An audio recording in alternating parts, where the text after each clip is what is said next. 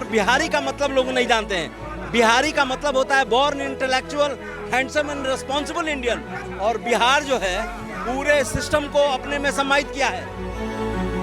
बहुत ही ज्यादा फ्लोरेंस उम्मीद लेके आई हूँ, और इतना जैसे ये खुशबू और जैसे ये मौसम। अभी तक इनकी रणनीति देखी गई है, अब हम राजनीति देखना चाहते हैं।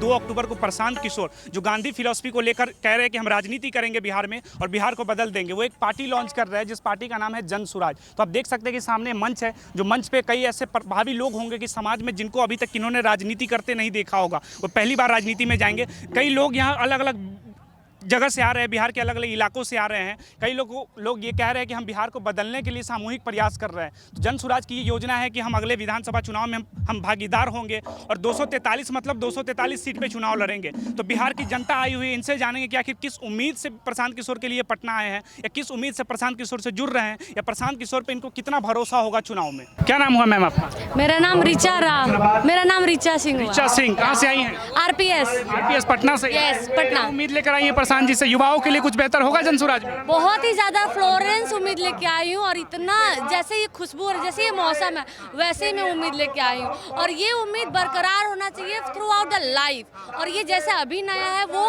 10 साल 20 साल फर्दर ऐसी होना चाहिए, बस एकदम। युवाओं का क्या मुद्दा लगता है जो आपको उम्मीद है प्रशांत जी से? हाँ, मैं जैसे बता सकती हूँ 30 के मैं ऑलरेडी अंडर हूँ, तो मैं चाहती हूँ कि यहाँ पे सबसे बड़ा एजुकेशन बढ़े और जॉब अपॉर्चुनिटी बढ़े, सो दैट फॉरेन में लोग ना जाए, फॉरेन में ना जाते हुए यहाँ ही पे करें और यहीं पे हम लोगों का इनकम बढ़ाए। राइट, बहुत सारी चीज़ों तक बहुत टैलेंटेड रहते हैं स्टूडेंट, लेकिन उन लोगों को फॉरेन जाना रहता है। वहाँ ना जाके हम लोगों को यहाँ अगर पोस्ट मिलेगा, डेफिनेटली सारे के सारे इन्वेस्टमेंट जो यहीं होंगे, और इससे हमारा बिहार बहुत आगे बढ़ेगा। वर्तमान सरकार भी तो एक उम्मीद कर रही है इस चुनाव में कि बिहार की जनता को रोजगार देंगे, इंडस्ट्री लगेगी, कहीं जाने की जरूरत नहीं है। जी, आप लोगों को भी पता है कि उम्मीद तो सब की है और कोशिश तो सब की है, लेकिन हो नहीं पाई है।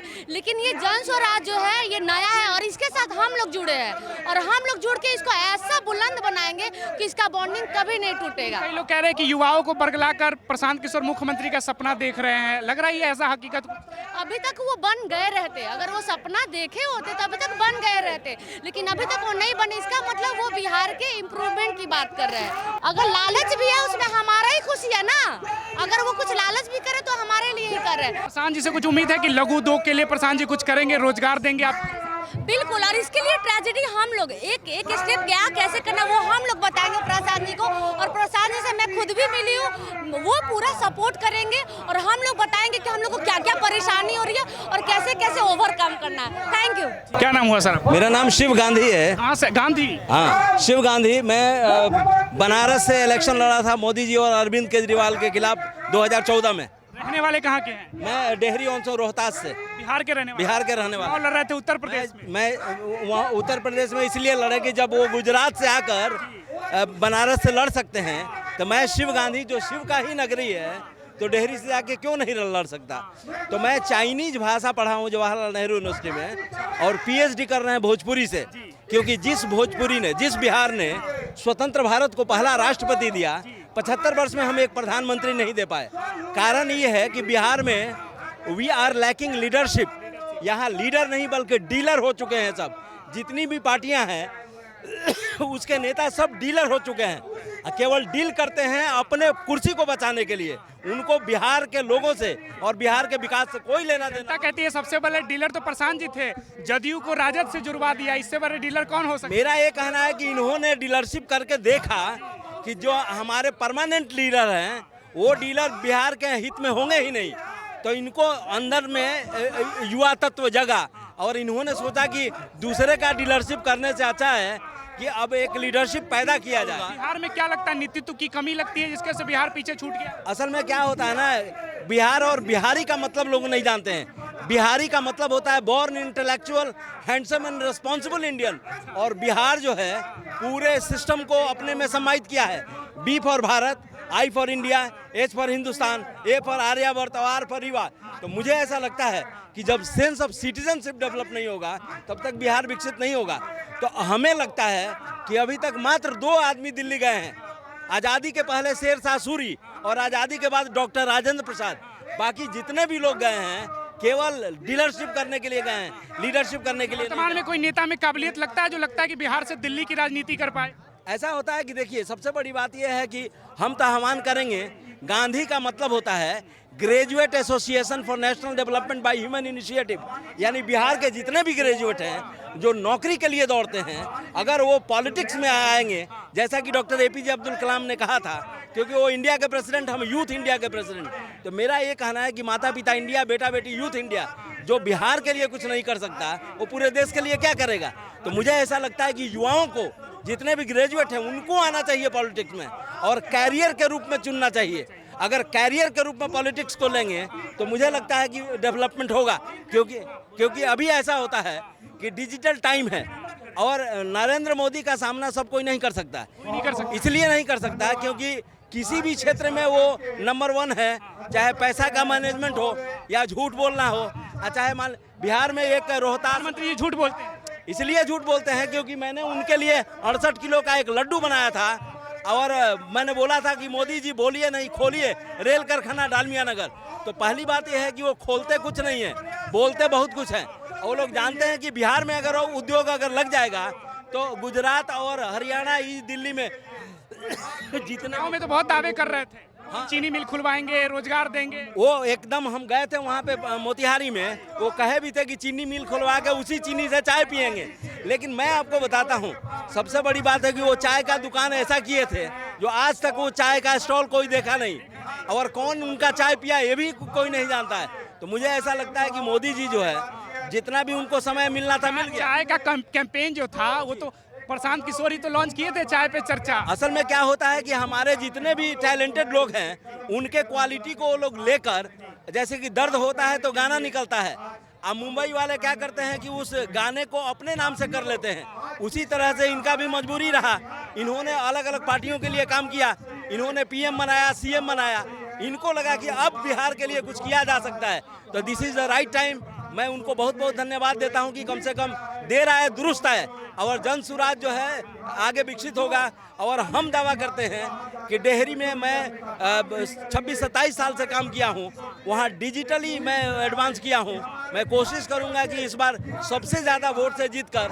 आपको नहीं लगता जिस तरह से लालू जी के लाल तेजस्वी यादव को प्रशांत किशोर जितना घेरते हैं, उतना अमित शाह के बेटे पे तो नहीं बोलते हैं? अमित शाह के बेटा भी तो परिवारवाद को ही आगे बढ़ा रहे हैं। क्या काबिलियत है उनके अंदर जो बीसीसीआई के अध्यक्ष बन गए? आपका कहना बिल्कुल सही है। पॉलिटिक्स में इतना वो स्ट्रेट फॉरवर्ड जाना इतना आसान नहीं है, लेकिन बिहार से मूवमेंट हुआ है और बिहार में सबसे ज़्यादा चांस इन्हीं लोगों को मिला है। वो क्या बोलते हैं, 2-2 बार 3-3 बार उप मुख्यमंत्री रहे हैं, तो इसीलिए मुझे ऐसा लगता है कि इनको टारगेट किया जा रहा है। अब रही बात यह है कि होना भी चाहिए, क्योंकि इनको मौका था, ये पढ़ाई कर सकते थे, आगे बढ़ सकते थे। लेकिन यहाँ पे पीएचडी किया हुआ लड़का है सड़क पे घूम रहा है, एमए किया हुआ लड़का सड़क पे घूम रहा है, और पता चले कि 8वां-9वां का आदमी अगर सीएम और हमें लगता है कि डिप्टी सीएम बनेगा, तो how they can handle all the IAS and IPS officer. लिखे लोग कहते हैं कि लीडरशिप के लिए कि ये काबिलियत होनी चाहिए, जरूरी नहीं है ना। मैं बताता हूँ, एग्जीक्यूटिव ये जितनी भी पॉलिसी इंप्लीमेंट क्यों नहीं हो पाती है, क्योंकि इंप्लीमेंट करने वाला जो एजेंसी है वो एग्जीक्यूटिव है, वो आईएएस है और आईपीएस है और डिस्ट्रिक्ट जज हैं। तो उन लोगों को हैंडल करने के लिए एजुकेशन बहुत ज़रूरी है।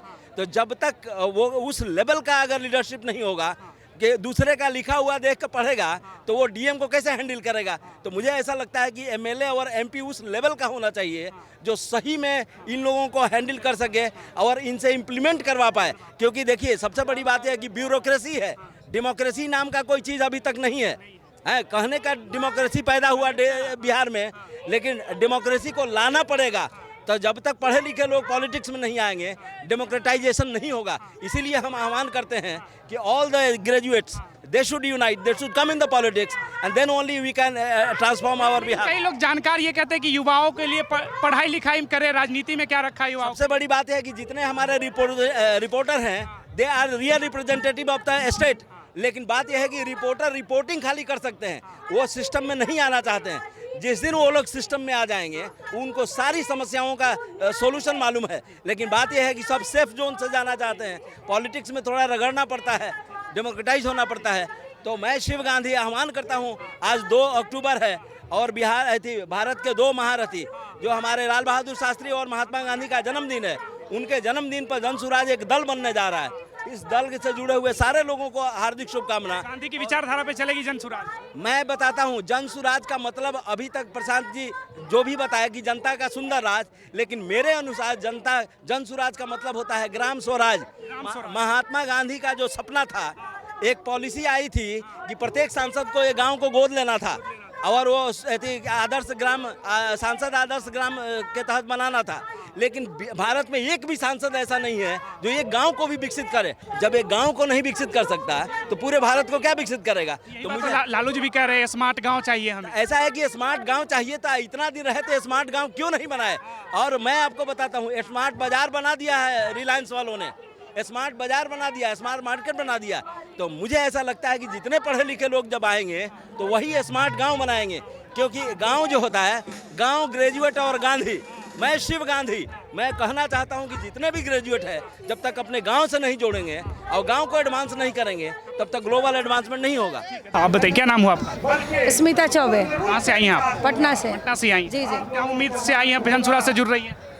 क्योंकि अब बदलाव की उम्मीद है और प्रशांत किशोर को लोग इसलिए चुनना चाहते हैं, इसलिए लाना चाहते हैं कि अभी तक इनकी रणनीति देखी गई है, अब हम राजनीति देखना चाहते हैं। ठीक, नीति देखना चाहिए। बिल्कुल। ये अभी तक इनकी सिर्फ और सिर्फ रणनीति हमने देखी है और रणनीति में इन्होंने अपनी जो रणनीति बनाई वो सबसे अलग था, सबसे बेहतर था। अब इनकी राजनीति देखनी है, वो भी सबसे अलग होगी, सबसे बेहतर होगी। तो इसलिए हम लोग इनको सपोर्ट कर रहे हैं। पहली चीज़ की नेता में जो क्वालिटी होनी चाहिए कि हाँ, वो लोगों का सुने, लोगों के बारे में सोचे और जनता के लिए ही काम करे, अपने आप को समर्पित करे, वो सारी चीज़ें प्रशांत जी में है। दूसरी पार्टियां भी तो दावे कर रही कि इस बार महिलाओं को भागीदारी देंगे इस चुनाव में। सर, दावे तो बहुत सालों से हम लोग सुनते आ रहे हैं, दावे बहुत सालों से हम लोग सुनते आ रहे हैं और ये आज 25-30 साल निकल गया सिर्फ दावे सुनने में। लेकिन अब बिहार दावा सुनना नहीं चाहती है, अब बिहार बदलाव की ज़रूरत है बिहार को।